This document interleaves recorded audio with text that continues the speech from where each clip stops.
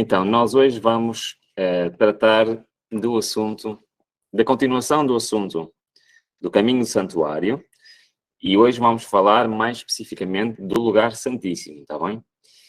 Eu vou só em 2 minutos fazer um resumo do que vimos há 2 semanas atrás. Nós temos estado a estudar o santuário, vimos na Bíblia que o santuário representa espiritualmente para nós a nossa caminhada espiritual, desde que conhecemos a Cristo, desde que nos entregamos a Ele, desde a nossa conversão, nossa transformação, e vamos continuar a estudar exatamente esse caminho hoje. E nós vimos que o pátio representa, doutrinariamente para nós, a doutrina da justificação pela fé. Vimos exatamente isto, acreditar que o sacrifício de Cristo é o ato suficiente e único que habilita o perdão dos nossos pecados. E realmente temos chegado à conclusão que a justificação e o perdão é a mesma coisa. Nós podemos dizer, em vez de dizer justificação pela fé, podemos dizer perdão pela fé. Nós somos perdoados pela fé. Nós não temos participação no perdão. Nós apenas temos que habilitar o perdão como? Pelo nosso arrependimento, pela nossa confissão, pelo aceitar, pela fé, o perdão de Deus. Isso habilita o perdão. Mas o perdão é obra 100% de Deus. E deve-se realmente ao sacrifício de Jesus na cruz e o perdão pelos méritos de Cristo. Foi isso que nós vimos que representava o pátio. Mas também nós vimos que isto representa apenas parte da resolução dos nossos problemas. Vimos que nós precisamos não só da justiça imputada, que é aquela que nos é dada na justificação pela fé, no pátio, mas também precisamos da justiça comunicada, que é aquela que não é dada no pátio, mas é dada no lugar santo. E, resumidamente, o que é que isto quer dizer? Isto quer dizer que no pátio, pela justificação pela fé, é-nos resolvido o problema dos nossos pecados passados. Como vimos que diz o apóstolo Paulo, o perdão dos nossos pecados passados. Mas não resolve o meu presente, ou seja, o meu problema de caráter. O meu problema de caráter é resolvido no lugar santo, pela santificação e pela justiça comunicada. Vimos também, isto é muito rápido, vimos também que a santificação é feita pondo em prática 4 hábitos diários na minha vida. Deixar de ver e ouvir aquilo que foi produzido por Satanás para poluir a minha mente, ter um estudo diário da palavra de Deus, falar aos outros da palavra de Deus e ter uma vida de oração. Nós vimos que estes 4 hábitos diários são aquilo que habilita o poder de transformação do meu caráter e resolve o meu presente. Então, resumidamente, e mais uma vez, nós vimos que a santificação, ou seja, a transformação, também é algo que se pratica pela fé. Por aquilo que eu faço, estes 4 hábitos não me transformam. E estes 4 hábitos permitem ou habilitam a transformação de Deus, que é a obra 100% do Espírito Santo em nós, transformar o nosso caráter. Isto já é uma doutrina muito antiga. É isto exatamente que significa, significavam os rituais do santuário. Por exemplo, em Levítico 16, no versículo 18 e 19, fala exatamente disso. Que as práticas do santuário serviam para purificar, ou seja, para perdoar, e para santificar. Tinha estas 2 visões, ensinava estas 2 coisas. O mesmo diz o apóstolo Paulo, já em 1 Coríntios, que fala que, mas vocês foram lavados, foram santificados, foram justificados no nome do Senhor Jesus Cristo e no Espírito de nosso Deus. Este é o processo que está exemplificado no santuário, a santificação e justificação, ou seja, a santificação e o perdão, mas que Deus quer que seja uma realidade na minha vida hoje. Nós vimos que esta mensagem do caminho do santuário não era uma mensagem para o povo de Israel, não era uma mensagem para os judeus na altura de Cristo, é uma mensagem para nós hoje. É uma alegoria para o nosso tempo, de acordo com as palavras de Paulo. Então agora vamos passar para o assunto que nos interessa hoje. Porquê? E isto é um assunto um bocadinho mais delicado. Nós vimos que no pátio temos então a doutrina que lá está representada, é a justificação pela fé. e que pode ser traduzida de uma forma mais prática para nós entendermos do perdão dos nossos pecados pela fé. No lugar santo, nós temos a doutrina da santificação. Ou seja, de uma forma mais simples para nós percebermos, nós sermos transformados pela fé em Cristo, mediante a prática daquilo que está representado no lugar santo. Mas no lugar santíssimo temos algo de diferente. A doutrina que lá está representada é a justiça de Cristo. Porque se nós repararmos na justificação pela fé, o homem recebe a justiça imputada. No lugar santo, o homem recebe a justiça comunicada. E só estas duas juntas é que formam, então, a perfeita justiça de Cristo na nossa vida. E o que é que isto nos deve levar? Deve-nos levar a viver uma vida pela fé. E é isto que nós vamos concentrar neste fim de semana, quer hoje, quer amanhã, quer no domingo, é perceber o que é que quer dizer viver pela fé, que implicações tem na nossa vida. Porque a entrada no lugar santíssimo é algo que Deus quer que nós façamos hoje. É algo que Deus quer que nós façamos pôr em prática hoje. Nós já amanhã vamos ver várias histórias bíblicas em que homens e mulheres entraram no lugar santíssimo e viveram pela fé. Mas hoje vamos primeiro compreender o que é que isto quer dizer. Então nós devemos estar preparados para entrar com Jesus pela fé no lugar santíssimo do santuário celestial. Ao contrário do estar no pátio, ao contrário do estar no lugar santo, nós não podemos entrar no lugar santíssimo sozinhos. Nós podemos estar lá fora no mundo sozinhos, podemos estar no pátio, podemos estar no lugar santo, mas para entrar no lugar santíssimo não podemos fazer. Nós não temos autorização para entrar espiritualmente no lugar santíssimo sem a companhia de Cristo. Eu queria só rapidamente referir uma coisa que vai nos ajudar a entender mais para a frente. Quando nós falarmos, e quando a Bíblia fala da companhia de Cristo, ou fala, como diz o apóstolo Paulo, e já vamos ver este texto, que Cristo habita em mim, quando dizemos isso, aquilo que significa é que o seu representante está literalmente connosco. Ou seja, aquilo que ele disse que ia enviar um Consolador, o Espírito Santo. É isso que significa. E sempre que nós lermos que Cristo está connosco, habita em nós, estamos a falar da ação do Espírito Santo, que é o seu representante, está bem? Já vamos ver isso um bocadinho melhor. Mas porquê que eu estou a dizer isto? Vamos olhar para a tela. Vamos olhar para este ecrã e nós temos aqui o santuário. E espiritualmente existe funções diferentes do Espírito Santo, e o tema 2 não é o Espírito Santo, podemos falar só sobre isso. Espiritualmente existem funções diferentes do Espírito Santo em cada estágio espiritual. O estar no mundo, o estar no pátio, que é a nossa conversão, quando entramos para a igreja, quando aceitamos Cristo. O lugar santo, que é a nossa transformação, o nosso desenvolvimento espiritual. Todos estes estágios espirituais têm ações diferentes do Espírito Santo. Por exemplo, quando estamos no mundo, o Espírito Santo tem uma ação nessas pessoas e tem uma ação em nós. Qual é? A ação de nos dizer, olha, isto está errado, isto está certo. Aquilo que muitas vezes chamamos a nossa voz da consciência. As pessoas no mundo sentem a ação do Espírito Santo, ouvem a sua voz. Qualquer pessoa, como diz o apóstolo Paulo, que a lei de Deus está escrita no nosso coração. Qualquer pessoa no mundo sabe que mentir é errado, que roubar é errado, sabe que exatamente essas coisas são erradas. Porquê? Porque tem a ação da sua consciência do Espírito Santo. Mas quando entramos no pátio, quando aceitamos a Cristo, é pela ação do Espírito Santo.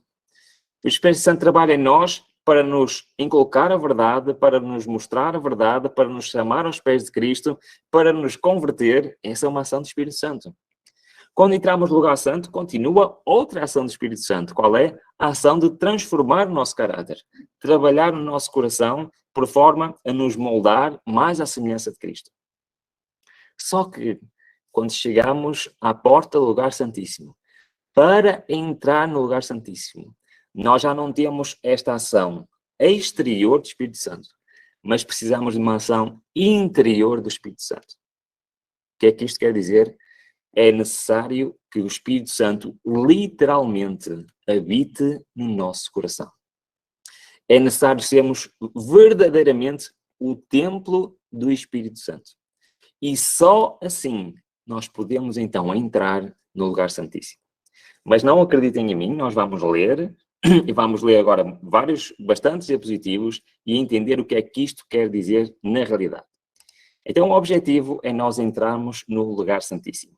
O que é que representa o lugar santíssimo? Representa a Cristo. Todos os objetos, como nós vimos, representam a Cristo.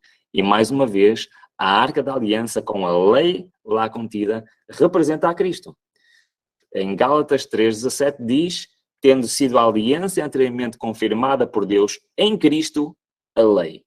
A lei também então representa a Cristo. Mas espiritualmente para mim, o que é que a lei representa? Se queres, porém, entrar na vida, guarda os mandamentos. Ora, para mim, o lugar santo, a Arca da Aliança, a lei, representa a minha obediência à lei de Deus. Então entramos aqui num lugar. Agora sim, vamos falar de obediência. Agora sim vamos falar. Já percorremos todo o caminho do santuário. E muitas vezes nós ensinamos as pessoas ao contrário. Nós ensinamos as pessoas para saírem do mundo, entrarem na igreja, ou seja, no pátio, e dizemos às pessoas: agora batizas-te e vais guardar a lei. Mas não é assim que está explicado no santuário. Precisamos de todo este caminho para finalmente chegarmos à lei de Deus.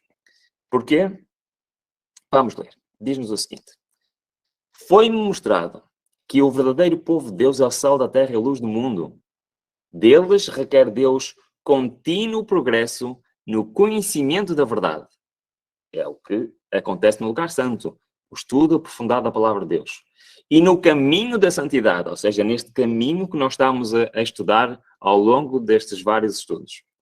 Então eles compreenderão a intromissão de Satanás e no poder de Deus hão de resisti-los.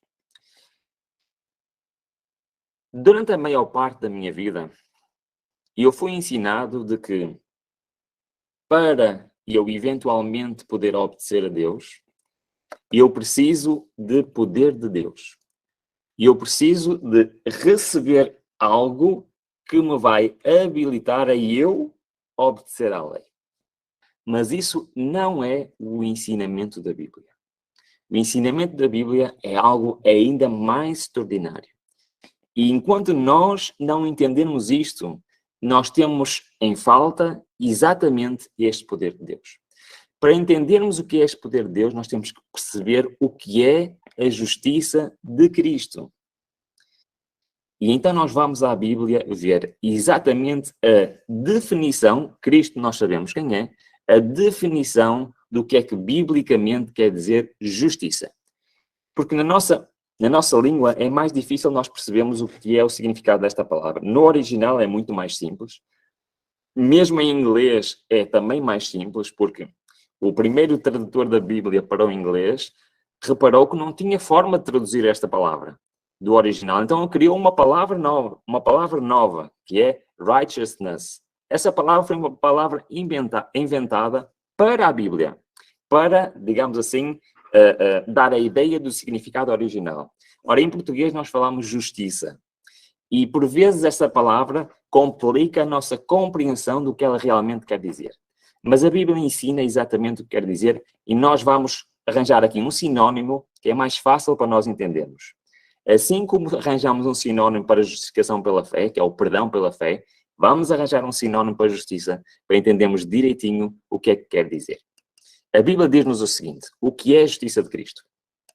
Em Salmos 106 diz: filhinhos, ninguém vos engana, quem pratica a justiça é justo, assim como ele é justo. Então, a justiça é algo que se pratica, ok? Portanto, justiça é algo que nós temos que fazer, temos que praticar. Primeiro ponto.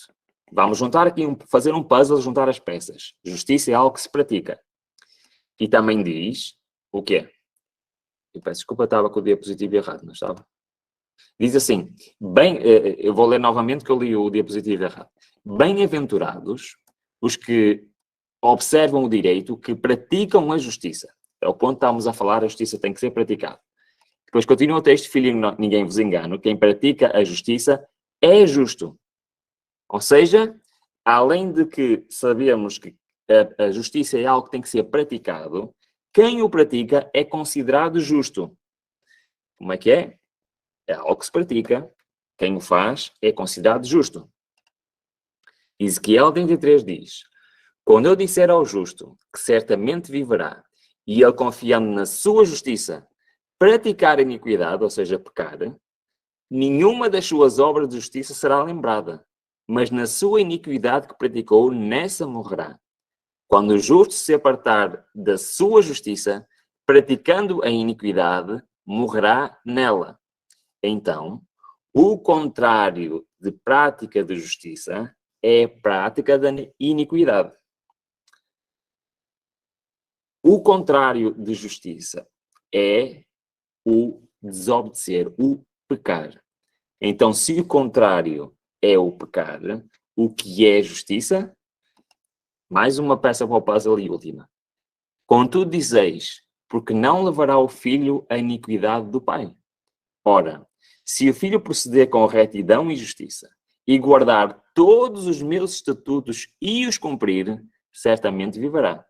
Mas se o ímpio se converter de todos os seus pecados que cometeu, e guardar todos os meus estatutos, e proceder com retidão e justiça, certamente viverá, não morrerá.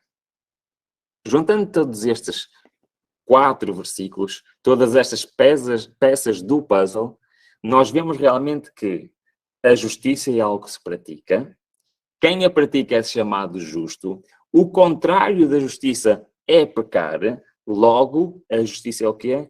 É guardar todos os estatutos de Deus. Numa palavra, a justiça é a obediência. Quando nós dizemos justiça ou praticar a justiça, estamos a falar simplesmente de obedecer aos mandamentos, aos estatutos, à lei de Deus. Se nós entendermos a palavra justiça como obediência, torna-se muito mais simples. Nós entendemos a justiça de Cristo, torna-se muito mais simples, nós entendemos a mensagem do Evangelho Eterno, torna-se muito mais simples nós entendemos qual é realmente a mensagem que Deus nos quer trazer do lugar santíssimo. Mas antes de avançarmos agora para o lugar santíssimo, eu queria vos chamar a atenção de um versículo que é muito conhecido por nós adventistas. Um versículo de Isaías que nos diz o seguinte, reparem bem, mas todos nós somos como o imundo, e todas as nossas justiças como o trapo de imundícia. Ora, vamos aplicar a palavra que nós acabamos de arranjar de sinónimo para a justiça neste versículo. Reparem bem, mas todos nós somos como o imundo, e toda a nossa obediência é como o trapo de imundícia. Todas as nossas tentativas de obedecer à lei de Deus, sozinhos, são para Deus como o trapo de imundícia. É impossível ao homem por si próprio ter qualquer tipo de obediência que possa ser aceite perante Deus. E quando nós lemos este versículo, as nossas justiças não está a falar das nossas más obras, não está a falar dos nossos pecados, não está a falar daquilo que fazemos errado. Está a falar daquilo que nós, no nosso esforço, tentamos fazer corretamente, na nossa obediência. A nossa obediência perante Deus é um trapo de imundícia. Deus quer algo mais do que apenas as nossas tentativas de obedecer. Porquê? Todas as nossas justiças são como trapo de imundícia. Tudo o que podemos fazer de nós mesmos está contaminado pelo pecado. Tudo. Mesmo os nossos grandes esforços para obedecer a Deus estão contaminados pelo pecado. Qual é então a chave para tudo isto? É que Deus, a Bíblia ensina, e eu vou dizer isto com calma, está bem? Nós já vamos perceber melhor. Deus não quer a minha obediência. Deus quer a obediência de Cristo em mim. São duas coisas totalmente diferentes. E isto é a justiça de Cristo. Porque se nós agora formos aplicar o sinónimo de justiça com obediência, nós vemos que a justiça de Cristo, na realidade, de forma mais prática e mais fácil de entender, significa a obediência de Cristo. Quando nós chegamos ao lugar santíssimo, aquilo que nós podemos ter na nossa vida é a obediência de Cristo. Isto pode ser um conceito difícil de entender, mas nós vamos ver ao longo deste fim de semana que isto, na prática, todos nós percebemos isto. Na prática, é muito mais simples de entender. Justiça de Cristo é igual à obediência de Cristo. Quando nós entramos no lugar santíssimo, não podemos entrar sozinhos. Porque lá, as obras que se praticam lá não são obras humanas, são obras sobrenaturais, são obras de Cristo. Toda a ferramenta, Isaías 45, vamos então tentar entender isto. Isaías 54, toda a ferramenta preparada contra ti não prosperará. E toda a língua que se levantar contra ti, e juízo tu a condenarás. Esta é a herança dos servos. Qual é a herança? A herança daqueles que realmente são servos de Deus, verdadeiros e fiéis cristãos. Qual é a herança? A sua justiça que de mim procede, diz o Senhor. E a justiça é o que é a obediência. A sua obediência que de mim procede. Portanto, a obediência para o servo de Deus procede de Deus. Procede de Cristo e não de nós próprios. E este é um mistério que esteve oculto durante todos os séculos e que Deus está a tentar desvendar neste tempo de fim.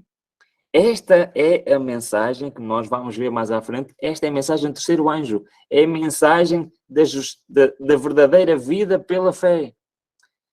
Que desde 1888 Deus está a tentar trazer para a sua igreja. Mistério que esteve oculto dos séculos e das gerações, mas que agora foi manifesto em seus santos, só naqueles que fizeram este trajeto espiritual do caminho do santuário. A quem Deus quis fazer conhecer quais são as riquezas da glória deste mistério entre os gentios, que é o quê? Qual é este mistério? É Cristo em nós. A esperança da glória. Cristo em nós. Só é possível estar no lugar santíssimo se realmente entrarmos lá com Cristo. Se Cristo viver em nós. Como? Pela presença literal do Espírito Santo em nós. Gálatas complementa exatamente o que nós estamos a ver. E as palavras de Paulo que já citei várias vezes. E eu estou crucificado com Cristo. Enquanto eu vivo, mas não eu, e sim Cristo vive em mim. E a vida que agora vivo na carne, vivo pela fé do Filho de Deus que me amou a si mesmo e a si mesmo se entregou por mim. Vários homens na Bíblia, e amanhã nós vamos ver vários exemplos de homens que viveram pela fé. Homens que viveram exatamente no lugar santíssimo. E como isso transformou as suas vidas. Mas nós temos que entender que isto é algo mais do que palavras bonitas. Cristo viver em mim é algo que Cristo quer fazer literalmente.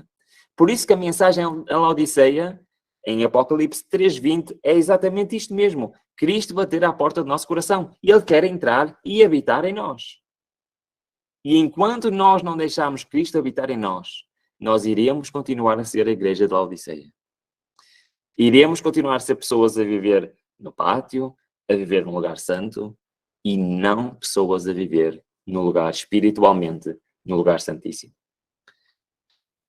Porque se a minha obediência são trapos de imundícia, é impossível ao homem guardar a lei de Deus. Mas as coisas que são impossíveis aos homens são possíveis a Deus. A obediência é algo de sobrenatural para nós. A nossa natureza é pecaminosa. E para nós obedecermos verdadeiramente a Deus, precisamos de poder sobrenatural. E esse poder é Cristo. Esse poder é a sua justiça, é a sua obediência, que Ele quer fazer em nós, se Ele literalmente habitar em nós. É Ele que quer fazer esta operação em nós. E a Bíblia está-nos sempre a dizer isto. Reparem, há mais versículos que dizem isto. O qual nós anunciamos, admoestando a todo o homem e ensinando a todo o homem em toda a sabedoria, para que apresentamos todo o homem perfeito em Cristo. Como? Para isso também trabalho, lutando segundo a sua eficácia, que opera em mim poderosamente. Quem é que opera? Cristo opera nele poderosamente. Paulo está a dizer, é Cristo que opera em mim. Não sou eu que faço essas coisas, é Cristo que faz isto em mim. Filipenses diz, de sorte que, meus amados, do modo como sempre obedecestes. Como é que obedecermos? Como é que é possível ao homem obedecer? Não como na minha presença somente, mas muito mais agora na minha ausência. Efetuai a vossa salvação com temor e tremor. Como é que obedecemos? Como é que é possível obedecer? Porque Deus é o que opera em vós, tanto o querer como o efetuar segundo a sua boa vontade. É verdade.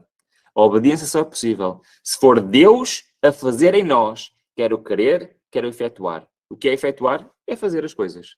Esta obediência não é nossa, é Deus a fazer em nós.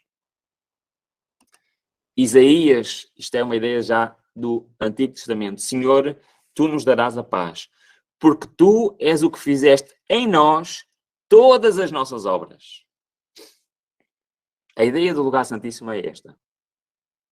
É nós, eventualmente, tendo os nossos pecados perdoados, tendo uma vida santificada por aquilo que nós vimos que é a luta diária de um cristão no santuário, eventualmente chegar a termos a habitação de Cristo em nós, para que deixemos ser nós a realizar as obras. E como diz em Isaías 26, tu, Senhor, é que fazes as obras em nós. Só assim é que pode haver uma obediência à lei de Deus. Porque a minha obediência são trapos de imundícia para Deus. Nunca eu, na minha força, posso obedecer à lei de Deus e cumprir com os seus requisitos. Mas Cristo pode. E é por isso que nós precisamos da presença de Cristo na nossa vida. Como vimos na vida de Paulo, como vimos na vida de tantos homens e mulheres na palavra de Deus. Nós queremos a obediência de Cristo em nós e não a nossa obediência. Queremos que seja Deus a realizar as nossas obras. Nós precisamos de um poder sobrenatural para podermos obedecer. Mas pela graça divina é comunicado ao homem poder sobrenatural, que opera em seu espírito, coração e caráter. É pela comunicação da graça de Cristo, graça comunicada é onde? No santuário, no lugar santo, é aí que se dá a transformação de caráter e que é comunicado a nós a graça de Deus. E se essa graça for completa em nós, que se discerne o pecado em sua natureza odiosa, sendo afinal expulso do templo da alma.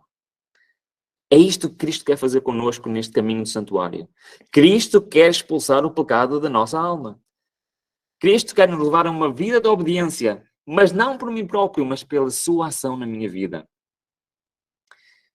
Um dos maiores exemplos bíblicos para isso encontra-se em Ezequiel 36. E o exemplo que nos dá aqui é de um coração novo. É isto que Deus nos quer dar. É isto o caminho do santuário. É dar-nos um coração novo. Para que não sejamos já nós, mas sim Cristo em nós. E como eu vos disse, esta expressão de Cristo em nós, Cristo viver em nós, representa o quê? A ação literal do Espírito Santo no nosso coração. Vamos ler em Ezequiel 36. E vos darei um coração novo. E porei dentro de vós um espírito novo. Já não é o meu espírito. É um espírito novo. Que espírito é este? Tirarei o coração de pedra da vossa carne e vos darei um coração de carne. E porei dentro de vós o meu espírito. O Espírito de Deus. Se o Espírito de Deus estiver dentro de nós, o que é que acontece? E farei, Cristo fará, Deus fará que nós andemos nos seus estatutos, que guardemos os seus juízos e os observemos. A obediência é um dom de Deus. E a obediência só é possível pela presença literal do Espírito Santo em nós. Deus, como diz este texto, quer pôr um espírito novo em nós, o Espírito Santo dentro de nós, para fazer o quê? Para nos levar às obras, para nos levar a guardar a lei de Deus, para nos levar a viver uma vida apenas pela fé. É isto que Deus quer de nós. Deus quer de nós no nosso coração. Ou seja, Deus quer de nós tudo, a nossa vontade completa. Cristo quer que abdiquemos da nossa vontade e que nos coloquemos literalmente nas suas mãos. E a ação do Espírito Santo, então, fará com que nós andemos nos seus estatutos, guardemos os seus juízos e os observemos. Só com a presença literal do Espírito Santo em nós. Sermos o templo do Espírito Santo é que nós então estamos espiritualmente no lugar santíssimo. Deem a Deus a mais preciosa oferta que lhes é possível oferecer. Deem-lhe o coração. E ele lhes fala dizendo, vesti-lo-ei com minha justiça. Isto de dar o coração de Deus é isso, é vestir a justiça de Cristo, a obediência de Cristo. As vestes de bodas. E lhes preparei uma ceia das bodas do Cordeiro, quando revestidos da minha justiça. Porquê? Aquele processo no lugar santíssimo, pela oração, pela vigilância, pelo estudo diligente da palavra, estarão aptos a atingir uma norma elevada. O processo de um lugar santo. Nós vimos o que é que quer dizer cada objeto, o que é que significa para a nossa vida. É isso que nos leva a obter a justiça de Cristo. É isto que nos leva a obter um novo coração. É isto que nos leva a abdicar totalmente da nossa vontade e entregarmos a nossa vontade a Cristo. Está ali uma bolinha cor de laranja aqui no PowerPoint. Isto é para eu me lembrar de contar agora aqui uma experiência pessoal de como é que Deus começou a ensinar isto na minha vida há 5 anos atrás. Mas eu vou guardar esta experiência pessoal, ok? Para domingo. Temos um bocadinho mais de tempo. Hoje já não dá tempo para isso. Amanhã também vai ter que ser um bocadinho mais curtinho. E vou guardar a experiência pessoal para domingo, onde vamos entender como é que na prática da nossa vida diária Deus quer que nós possamos pôr isto em prática.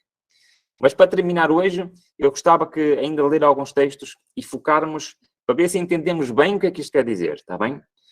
Como Deus quer fazer a obediência em nós. O pecador, mediante arrependimento do seu pecado e fé em Cristo. E a obediência perfeita à lei de Deus. Deus quer isto. Deus quer obediência perfeita. Mas não a minha obediência, a obediência de Cristo em mim. Tem a justiça de Cristo que lhe é acreditada. Esta se torna sua justiça. E seu nome é registrado no livro da vida do Cordeiro. Ele se torna um filho de Deus. Um membro da família real. Eu não sei quanto a vocês, mas eu quero ser um membro da família real. Eu quero ser um verdadeiro filho de Deus. Eu quero ter o meu nome registado num livro do Cordeiro. E isto é o que acontece a todos aqueles que estão a viver espiritualmente no lugar santíssimo. Esta mensagem devia pôr de maneira mais preeminente diante do mundo o Salvador crucificado, o sacrifício pelos pecados de todo o mundo. Apresenta a justificação pela fé no fiador. Convida o povo a receber a justiça de Cristo, que se manifesta na obediência a todos os mandamentos de Deus. A cruz de Cristo testifica da imutabilidade da lei. Cristo não veio para destruir a lei, senão para cumpri-la. E no final diz, Jesus morreu para que pudesse imputar ao pecador arrependido a sua própria justiça, a sua própria obediência e tornar ao homem possível guardar a lei. Esta é uma mensagem poderosíssima. Por sua vida e morte provou Cristo que a justiça divina não destrói a misericórdia, mas que o pecado pode ser perdoado, que a lei é justa, sendo possível obedecer-lhe perfeitamente. Mediante a graça transformadora de Cristo, torna-se obediente a todos os mandamentos de Deus. É verdade. Todo filho caído de Adão deve, mediante a graça transformadora de Cristo, tornar-se obediente a todos os mandamentos de Deus. Um dos mais bem-sucedidos enganos de Satanás é induzir os homens a pretenderem estar santificados e, ao mesmo tempo, estão vivendo em desobediência aos mandamentos de Deus. Ninguém pode estar santificado sem isso se revelar na obediência. estamos quase a terminar. Nenhum dos apóstolos e profetas jamais pretendeu estar isento do pecado. Homens que viveram mais achegados a Deus, homens que sacrificariam antes a vida a cometer conscientemente uma ação injusta, homens que Deus honrou com luz e poder divinos, confessaram a pecaminosidade da sua natureza. Nunca confiaram na carne. Nunca pretenderam ser justos em si mesmos, porque isso não existe. Nós nunca vamos ser justos por nós mesmos. Nunca vamos ser isentos de pecaminosidade. Mas confiaram inteiramente na justiça de Cristo, na obediência de Cristo. O mesmo se dará com todos os que contemplam a Cristo. Todos os que contemplam a Cristo. Transformação pela contemplação no lugar santo. Esta mensagem é uma mensagem que Deus quer hoje a cada um de nós. Deus quer hoje que nós entendamos o que é a justiça de Cristo e como ela se pode manifestar na vida de cada um de nós. Nós vemos isto por toda a Bíblia. Vemos esta ação em muitos heróis da fé. Mas Deus quer ver isto na minha vida e na tua vida. Mais 3, 4 minutos para terminarmos. E eu queria que entendássemos bem exatamente o que é que isto quer dizer. A sabedoria de Deus lhe ilumina a mente e Ele, em sua lei, contempla coisas maravilhosas. Quando o homem se converte pela verdade, conversão é o que acontece no pátio, processa-se nele a obra de transformação do caráter, lugar santo, recebe uma aumentada medida de entendimento, torna-se um homem obediente a Deus, lugar santíssimo, tem a mente de Cristo e a vontade de Deus se torna a sua vontade. Nós vamos ver que, já a seguir, quais são os vários componentes de estar no lugar santíssimo. Mas uma das mais importantes é a entrega total da nossa vontade a Deus. Para que a nossa vontade já não seja a nossa vontade, mas seja a vontade de Deus a exercer na nossa vida. E última citação, antes de terminarmos com uma outra citação final, para resumir tudo o que tivemos a ver. Esta é a última citação do nosso estudo, que diz: todo o poder foi entregue em suas mãos, nas mãos de Cristo, para que Ele pudesse dar ricos dons aos homens, transmitindo o inestimável dom da sua justiça, da sua obediência ao impotente ser humano. Esta é a mensagem que Deus manda proclamar ao mundo. Esta é a terceira mensagem angélica, que deve ser proclamada com um alto clamor e regada com todo o derramamento do seu Espírito em grande medida. Irmãos, a mensagem da obediência de Cristo em nós é a terceira mensagem angélica. Dizer ao mundo que pela ação de Cristo na minha vida é possível ao homem obedecer à lei de Deus é a terceira mensagem angélica. É aquilo que temos que proclamar ao mundo. E isto só é possível se nós vivermos exatamente isto na nossa vida, em cada um de nós. A obediência de Cristo é aquilo que Deus quer em nós.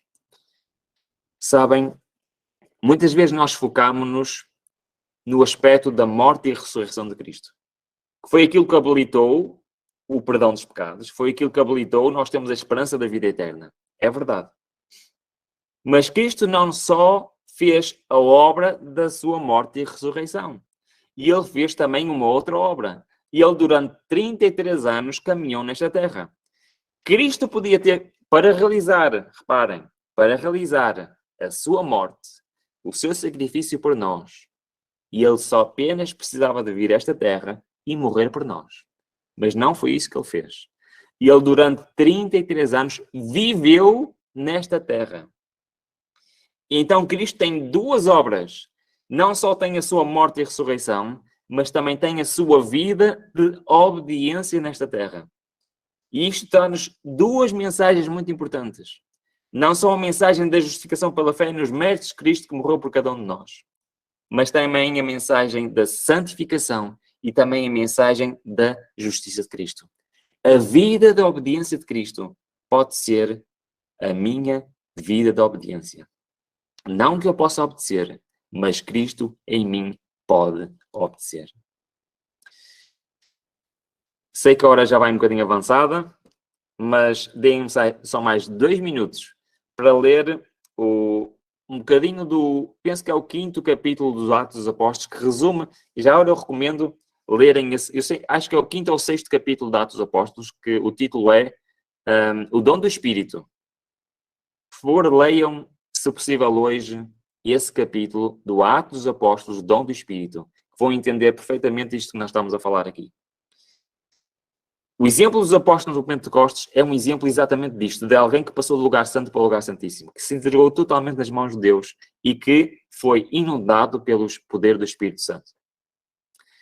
Aqueles apóstolos durante 3 anos e meio andaram com Cristo, amavam a Cristo, queriam seguir a Cristo, mas estavam preocupados com quem iria estar à direita, quem iria estar à esquerda, quem iria ser o presidente, o primeiro-ministro, quem iria ser o ministro das Finanças. Estavam preocupados consigo e com os benefícios que podiam trazer para si. Antes da ascensão de Cristo, a última pergunta dos apóstolos a Cristo foi: vai ser agora que vais instituir o teu reino? Vai ser agora que vamos ser os príncipes desta nação? E nem estavam preocupados consigo mesmo. Mas alguns dias depois, após o Pentecostes, após o derramamento do Espírito Santo, após o Espírito Santo habitar literalmente neles, as suas obras mudaram radicalmente. Abdicaram totalmente da sua vontade. A vontade deles passou a ser a vontade de Cristo. E a sua vida passou a ser uma vida totalmente diferente. Mas isso que aconteceu com os apóstolos é aquilo que Deus quer que aconteça a cada um de nós. Últimos 3 diapositivos, então, do capítulo do Atos dos Apóstolos do Dom do Espírito. Deus não pode atuar tão poderosamente quando os homens se entregam ao controle de seu espírito. A promessa do Espírito Santo não é limitada a algum século ou raça. Cristo declarou que a divina influência do Espírito devia estar com seus seguidores até o fim. Desde o dia de Pentecostes até hoje, até ao presente, o Confortador tem sido enviado a todos os que se rendem inteiramente ao Senhor e a seu serviço. A todos os que aceitam a Cristo como seu Salvador pessoal. O Espírito Santo vem como Consolador, como Santificador, Guia e Testemunha. Quanto mais intimamente os crentes andam com Deus, tanto mais clara e poderosamente testemunham do amor do Redentor e da sua graça salvadora. O tempo decorrido não operou nenhuma mudança na promessa dada por Cristo ao partir. A promessa esta de enviar o Espírito Santo como seu representante. Não é por qualquer restrição da parte de Deus que as riquezas de sua graça não fluem para a terra em favor dos homens. Se o cumprimento da promessa não é visto como deveria ser, é porque a promessa não é apreciada como deveria ser. Se todos estivessem dispostos, todos seriam cheios do Espírito Santo. O único obstáculo para isto ser uma realidade na minha vida, o único obstáculo para eu estar ser cheio do Espírito Santo, sou eu. Sou eu que impeço esta ação. O Espírito Santo habita no consagrado obreiro de Deus. Onde quer que ele possa estar, as palavras dirigidas aos discípulos são também a nós. O Consolador é tanto nosso quanto deles. E o último texto. Não é prova conclusiva de que um homem é cristão ao manifestar ele êxtases espirituais sob circunstâncias extraordinárias. Santidade não é arrebatamento. É a inteira entrega da vontade a Deus. É viver por toda a palavra que sai da boca de Deus. É fazer a vontade de nosso Pai Celestial. É confiar em Deus na provação, tanto nas trevas como na luz. É andar pela fé e não pela vista. É apoiar-se em Deus como indiscutível confiança, descansando em seu amor. Esta é a mensagem da justiça de Cristo. A justiça de Cristo é a obediência de Cristo em nós. Deus quer colocar em nós o seu Espírito Santo. Assim como Ele colocou o seu Espírito nos apóstolos no dia de Pentecostes. E Ele quer hoje colocar o seu Espírito Santo em cada um de nós. É isto que nos habilita a viver no lugar santíssimo. É isto que nos habilita a viver uma vida de obediência. Porque não é a minha obediência, é a obediência de Cristo em mim. O desafio para cada um de nós é abrir a porta do nosso coração a Cristo. Deus está olhando para cada um de nós. É a igreja de Laodiceia. É a igreja que tem a verdade, que conhece a lei, mas que ainda tem a porta fechada à influência do Espírito Santo. E o desafio de Deus para cada um de nós hoje, nós vamos ver amanhã exemplos bíblicos de como é que isto funciona. E no domingo vamos ver de uma maneira mais prática como é que isto pode funcionar na nossa vida.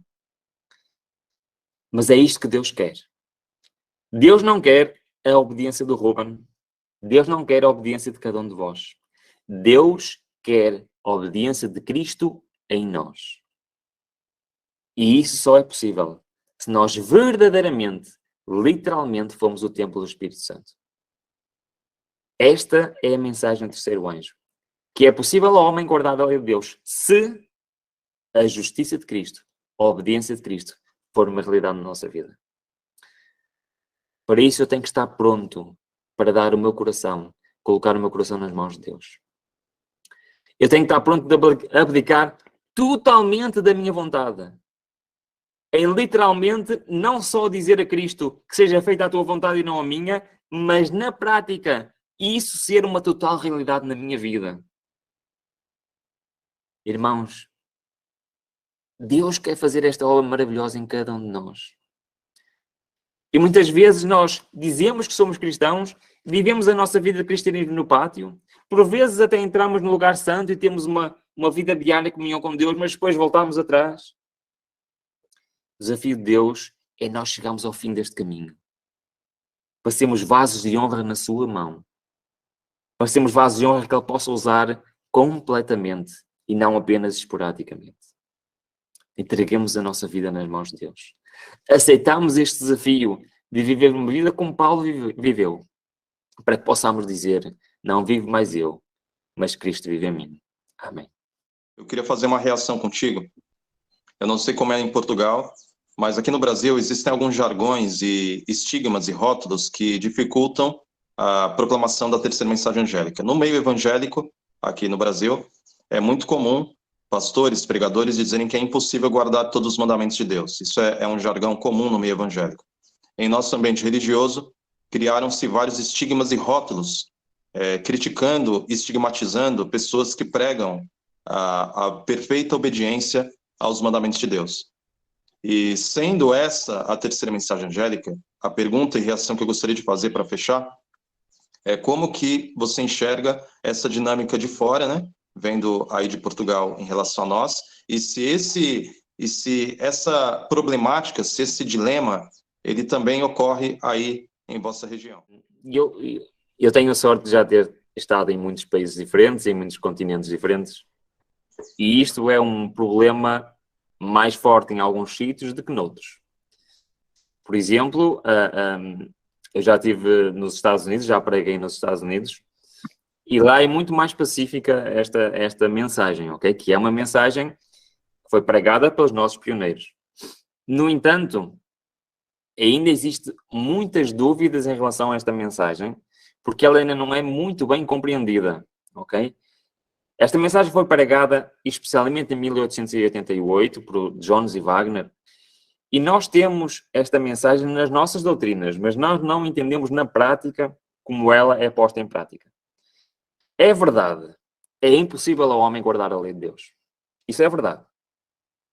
No entanto, a terceira mensagem angélica não é dizer que o homem consegue guardar a lei de Deus, mas é dizer que Cristo em nós consegue guardar a lei de Deus. É algo sobrenatural. Os discípulos, após o Pentecostes, fizeram muitas obras sobrenaturais. Eles curavam pessoas. Isso é algo que o homem não consegue fazer. Eles tinham realmente uma capacidade seguiam a Deus de tal maneira que aquilo que eles faziam, as pessoas entendiam que não eram eles que faziam. Era o poder de Deus. Era Deus que exercia aquelas obras em nós. A obediência é exatamente igual. A obediência é um dom de Deus. Nós não conseguimos guardar a lei de Deus, é impossível. A nossa obediência são trapos de imundícia. Mas Cristo em nós pode obedecer à lei de Deus. E isto significa que eu tenho que abdicar de ser eu. E eu tenho que abdicar de ser eu a dirigir a minha vida e entregar a minha vida totalmente nas mãos de Deus. Ora, eu sei que, especialmente no Brasil, existe uma resistência muito grande porque a teologia adventista em algumas universidades adventistas mudou dizendo que a obediência só seria possível no céu, que na terra seríamos sempre pecadores até à vinda de Cristo. Mas não é isso que a Bíblia ensina. A Bíblia ensina que aqueles que estarão prontos para estarem vivos quando na vinda de Cristo estarão vestidos da justiça de Cristo, da obediência de Cristo. E estarão firmes sem pecado. Porquê? Porque estarão prontos para o fecho da porta da graça. Vai haver um período de tempo em que o perdão irá terminar. O perdão vai ser suspenso, porque todo o futuro de todas as pessoas terá decidido, uns para a perdição e outros para a vida eterna. E durante esse período de tempo, desde o fecho da porta da graça até à segunda vinda de Cristo, ninguém dentre o povo de Deus vai cometer pecado, porque senão estaria perdido. Então essa doutrina, a doutrina de que iremos pecar até à segunda vinda de Cristo, é uma doutrina que não está compatível com a doutrina bíblica. No entanto, esta mensagem não é uma mensagem específica, nem para a altura de Pentecostes, nem para a altura do tempo de fim do fecho do tempo da graça. Esta mensagem é para mim hoje. Deus está-me a dizer que este poder de Deus, este dom de Deus, esta obediência de Cristo pode ser uma realidade hoje na minha vida. Ela não é que diz que a lei de Deus, cada um dos mandamentos, não são ordens, mas são promessas. Deus promete a cada um de nós que nós não mataremos, não adulteraremos, não mentiremos, não diremos falso testemunho. São promessas, não são ordens. E porquê que são promessas? Porque só no poder de Deus é que nós efetivamente conseguimos cumprir com a lei. Irmãos, mais do que lutas teológicas, mais do que disputas doutrinárias, nós temos é que viver esta realidade na minha vida. Porque, e todos os dias, eu rogo a Deus e lanço esse desafio a vocês que todos os dias peçam a Deus a presença do Espírito Santo na vossa vida. Que abdiquemos da nossa vontade, que abdiquemos exatamente de fazer aquilo que nós queremos e coloquemos todos os dias a nossa vida nas mãos de Deus. Porque a cada dia o poder do Espírito Santo vai ser mais, a ação do Espírito Santo vai ser mais na minha vida.